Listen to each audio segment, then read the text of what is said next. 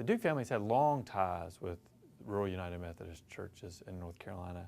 The family's patriarch, Washington Duke, was a devout United Methodist and attended church near Bahama where he brought his children. I think from that experience, our founder, James Duke, saw and understood the important role that rural churches play in the life of their community, the life of their congregants, and the life of our state. He was raised in a small church that was serviced by a circuit riding preacher. So he saw how they lived. He saw that they devoted their life in service to the church. And so being raised in a rural church, Mr. Duke understood the commitment that pastors serving rural charges undertook.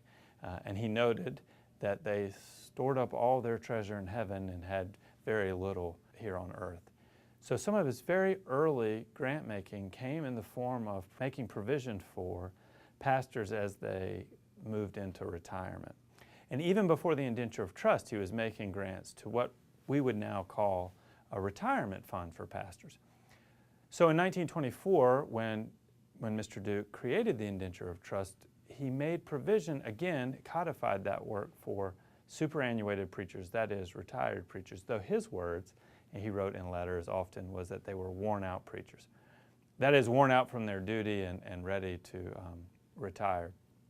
When he wrote the indenture of trust, he made provision for the construction of buildings. So even in that early day, in 1924, he required the use of an architect, and he required that the fund be, or that the grant be no more than 50% of the total cost of the building.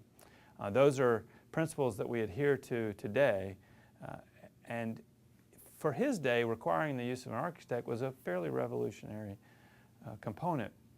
Building on the legacy that Mr. Duke left, today we're focused on four areas: church-based childcare, food and hunger, affordable housing, and leadership development for serving in rural churches.